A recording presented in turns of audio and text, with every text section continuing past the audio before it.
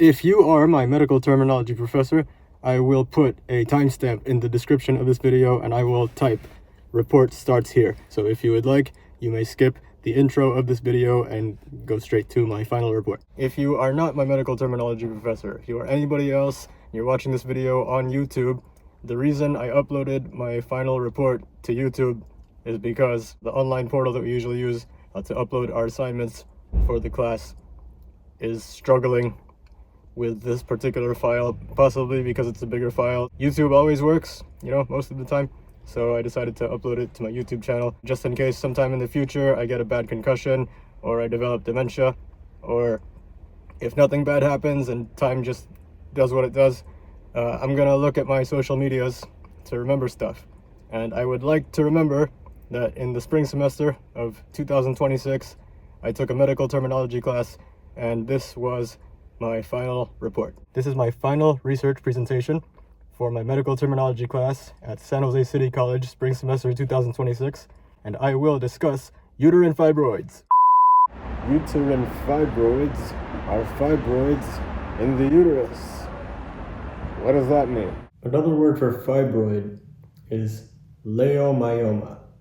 That's the singular form of the word. The plural form of the word is leiomyomata. So leiomyomata are benign, which means non-cancerous, benign smooth muscle tumors. And these specific type of tumors occur in the uterus. This is a gynopathic condition.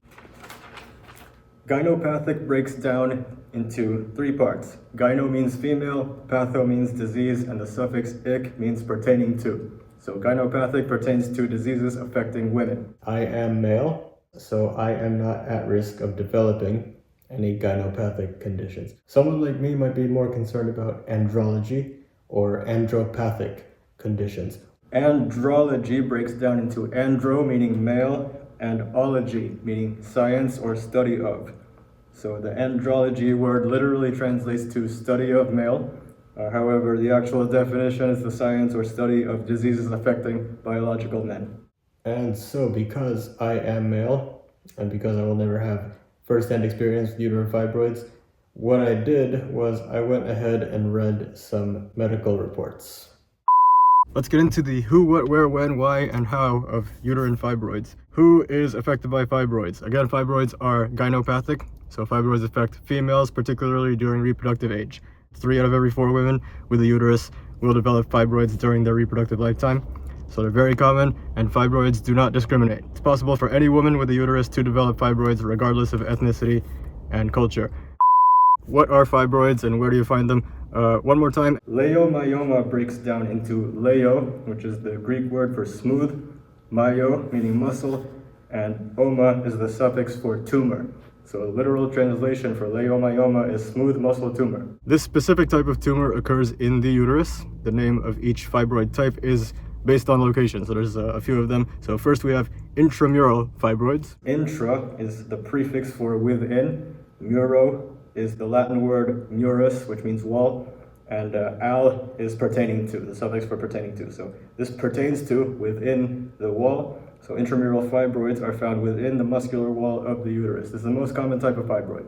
Next we have subserosal fibroids. Subserosal breaks down into sub, meaning below, seroso means serous membrane, and al means pertaining to. So this pertains to below the serous membrane, so subserosal fibroids are below the outer lining of the uterus. Next we have submucosal.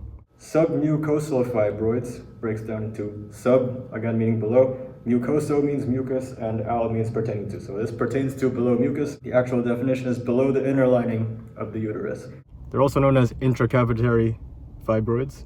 Again, intra is within, cavito is cavity, and the suffix "-ary" also means pertaining to. So intracavitary pertains to within cavity. So submucosal or intracavitary fibroids grow below the inner lining and they actually protrude into the uterine cavity. So they can be quite severe. There's also one more called pedunculated. So peduncle is actually a stem like a mushroom. And then the last part, ate or aided, refers to a state or a condition. So pedunculated fibroids are fibroids that have a peduncle or a stem. Those are the different types of fibroids. Just in case anyone needs a reminder, the uterus is where babies are made. And so, fibroids may affect a woman's ability to make babies or to bear children. Keywords are may affect because fibroids do not always affect a woman's ability to have children. Fibroids vary in severity. So some women, unfortunately, lose their ability to have children, but a lot of women, actually millions of women, do not lose their ability to have children. Millions of women actually won't need surgery. It's also possible for some women to have fibroids and to not know they had it. That happens.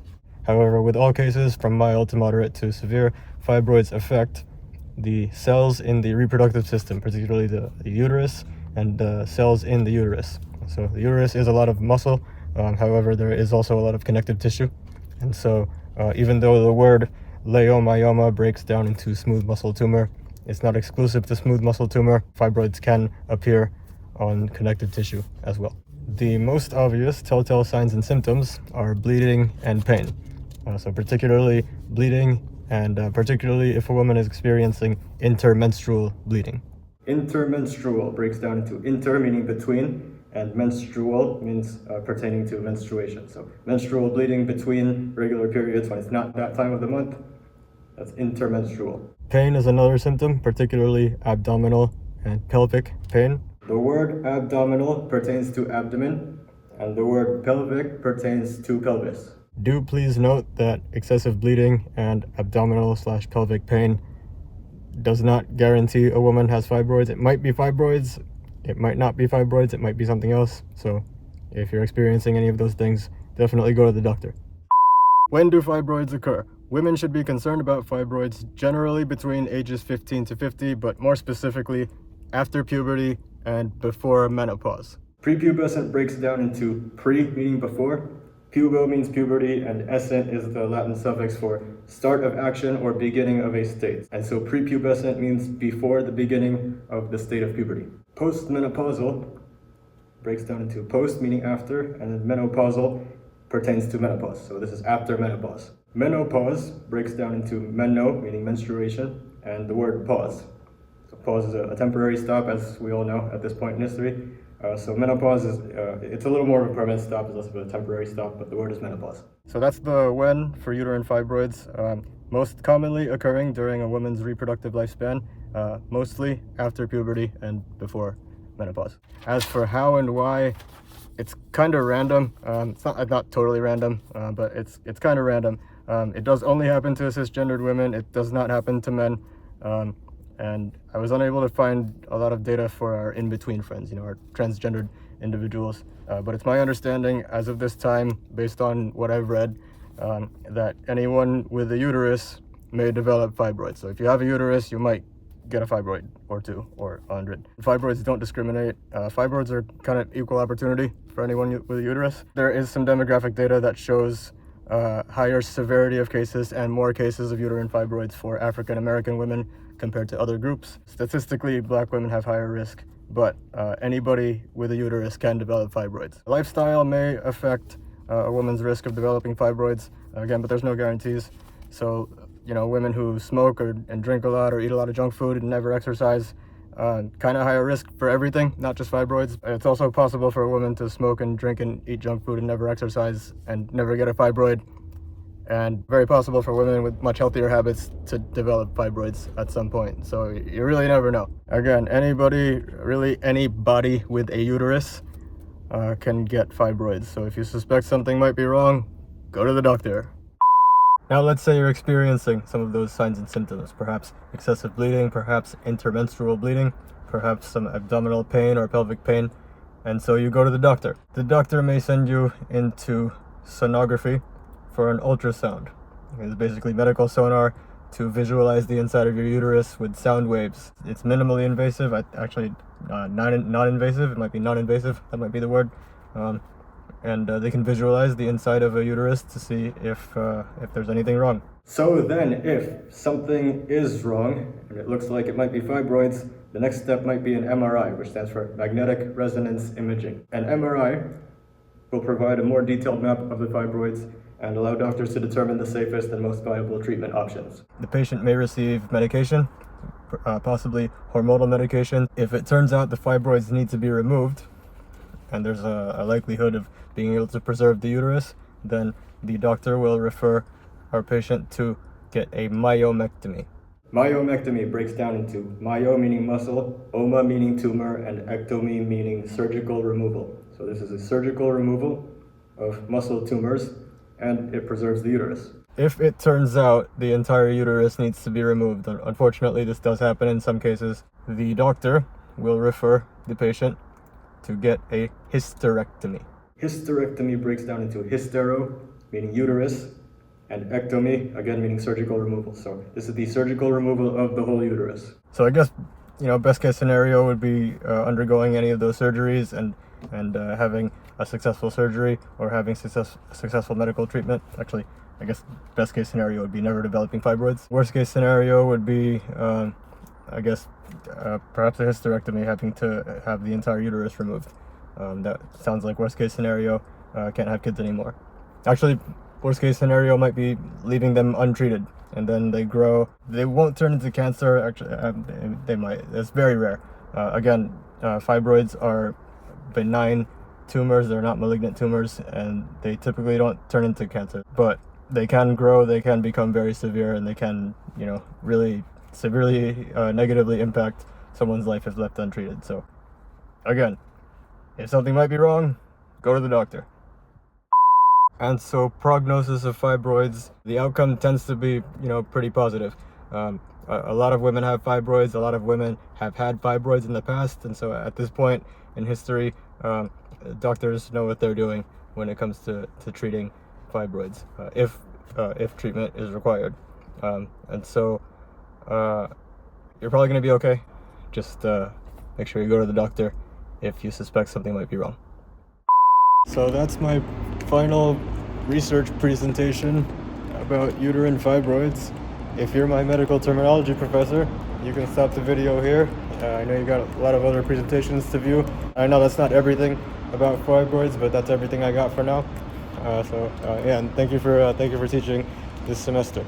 Anybody else that might be watching, particularly myself, if I'm fortunate enough to survive a little bit longer, there's some older version of me watching this.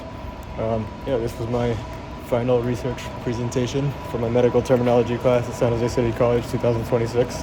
And the reason I chose fibroids for my presentation topic is because I'm writing another book, and one of my characters gets fibroids. When the opportunity came up to research it for my final presentation, I took it, so I can write an accurate part of the story, when I get to writing that part of the story. I've been outlining since 2021. It is 2026 now, and I'm still outlining, I'm still drafting, I'm still working on this freaking book that might never get done. I actually have a lot written already. I have the beginning and the end, but the middle is kind of just a big messy outline right now. So lots of incomplete sentences, a lot of incomplete everything. It's very incomplete at this time. However, I'm a lot more informed about fibroids, so when I get to writing that part of the story where that character gets fibroids, I can write with a lot more medical accuracy. That's kind of the whole purpose of why I chose to write about fibroids for this final report. So I got what I wanted, and hopefully I get a good grade too. That's it. Good night.